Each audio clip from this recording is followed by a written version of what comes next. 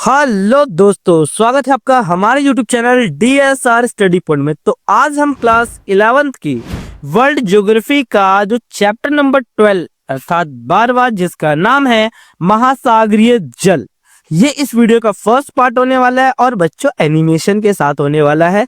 तो चलो वीडियो करते हैं शुरू। तो आज हम बात करने वाले हैं इसके अंदर सबसे हमारा पहला टॉपिक है, आखिर पृथ्वी को नीला ग्रह क्यों कहा जाता है। तो भैया क्यों कहा जाता है पृथ्वी को नीला ग्रह, है ना। तो देखो बच्चों, आप सभी को एक बात तो पता होगी कि पृथ्वी का अगर कुल क्षेत्रफल का 71% भाग देखा जाए तो वो महासागरों से घिरा हुआ है, यानी महासागर ही हमारे पृथ्वी पर ज्यादा है। महासागर का मतलब क्या होता है, यानी समुद्र। महासागर तो जानते होंगे। तो इसी कारण क्या होता है, अंतरिक्ष से दिखाई देने पर हमारा जो पृथ्वी है वो नीली दिखाई देती है, इसलिए हमारी पृथ्वी को नीला ग्रह भी कहा जाता है। एक होता है जल चक्र। अब जल चक्र का मतलब होता क्या है, देखो बच्चों कि जल चक्र क्या होता है, करोड़ों वर्षों से पृथ्वी पर चलता आ रहा है।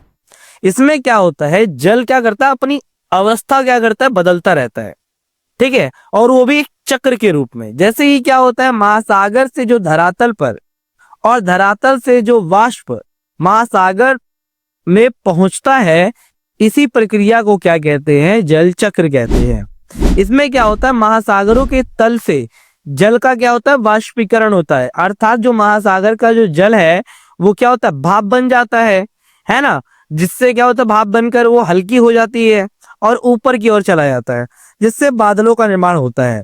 और वायुमंडल में जो विद्यमान क्या होता है, जलवाष्प क्या होता है, संघनित होने लग जाता है। यानी संघनित का मतलब क्या होता है, यानी गैस से तरल और तरल से ठोस अवस्था में होना शुरू हो जाता है ना। तो ये संघनित होकर धरती पर क्या होता है, वर्षा के रूप में आता है। और यही जल नदियों के रास्ते वापस किस में चला जाता है, महासागर में चला जाता है। और जल के इसी चक्र को हम जल चक्र कहते हैं। इस प्रकार जल चक्र जो है वो स्थल मंडल, जल मंडल और वायुमंडल ये एक दूसरे को क्या करता है, जोड़े रखता है। यानी समुद्र का पानी भाप बनकर ऊपर की ओर जाता है, इससे बादलों का निर्माण होता है, फिर बारिश होती है। बारिश जो है, बारिश का पानी नदियों के रास्ते सीधा समुद्र में चला जाता है और यह प्रक्रिया लाखों करोड़ों सालों से चलती आ रही है। अब बात करते हैं महासागरीय खाइयां या गर्त किसे कहते हैं। तो आपको सामने एक चित्र दिख रहा होगा, ये एक महासागर है और इसके नीचे जो है, ऐसा तो नहीं, इसके नीचे भी जमीन है। तो महासागरीय नीतल, नीतल का मतलब गर्त होता है बच्चों। महासागरीय नीतल पर स्थित तीव्र ढाल वाले लंबे और पतले और गहरे जो अवनमन को हम क्या कहा जाता है, खाई या गर्त कहते हैं, है ना। विश्व के सबसे गहरे गर्तों का नाम अगर देखा जाए तो मौरियाना गर्त है। इसकी जो गहराई है वो सोच सकते हो, यानी 11,033 मीटर क्या है बच्चों, इसकी गहराई है, ठीक है। 33 मीटर सोच सकते हो, 1133 मीटर क्या है बच्चों, इसकी गहराई है ना। इसके साथ साथ 11,000 सॉरी, जो प्रशांत महासागर में है। कहाँ है बच्चों, मौरियाना जो गर्त है ये प्रशांत महासागर में है। अब बात करते हैं महाद्वीपीय सीमांत, यानी होता क्या है बच्चों, समुद्र में डूबी हुई महाद्वीपों की जो बाहरी सीमा होती है उसे क्या कहते हैं, महाद्वीपीय सीमांत कहा जाता है, ठीक है। तो इस तरीके से होता है। अब बात करते हैं उधर्वपातन। उधर्वपातन का मतलब क्या होता है, तो देखो बच्चों क्या होता है, किसी कोई भी पदार्थ जो होता है ना, यानी किसी भी पदार्थ का जो ठोस अवस्था से सीधे किस में आ जाता है, गैसीय अवस्था में आ जाता है। ठोस से किस में आना, गैस में बदलना ही क्या कहलाता है, उधर्वपातन कहलाता है। जैसे जलवाष्प का सीधे किस में बदलना, यानी जो जलवाष्प का सीधे बर्फ में बदलना। आपने देखा होगा जलवाष्प से क्या होता है, लदी जो वायु होती है वो क्या होता है, सीधा क्या ना बर्फ में जम जाती है। तो ये उधर्वपातन कहलाता है। एक होता है महाद्वीपीय मग्न तट। देखो बच्चों, मग्न तट क्या होता है, महाद्वीपों का वो भाग होता है, वो हिस्सा होता है जो समुद्र में डूबे हुए हैं या डूबा रहता है। और डूबा रहता है, इसी हम क्या कहते हैं, महाद्वीपीय मग्न तट कहते हैं, है ना। या कॉन्टिनेंटल शेल्फ कहा जाता है, आपको दिख रहा होगा चित्र में भी, इसकी अधिकतम जो गहराई होती है 200 मीटर होती है और ढलान जो होती है वो काफी गहराई होती है। इसकी चौड़ाई इसके ढाल पर निर्भर करती है, कितना इसकी ढाल है तो उतनी ही ज्यादा इसकी क्या होगी, चौड़ाई होगी। जिसके कारण क्या होता है, चौड़ाई कुछ किलोमीटर से लेकर 1000 किलोमीटर तक क्या होती है, इन महासागरों की चौड़ाई होती है। फिर भी इसकी औसत गहराई 80 किलोमीटर होती है।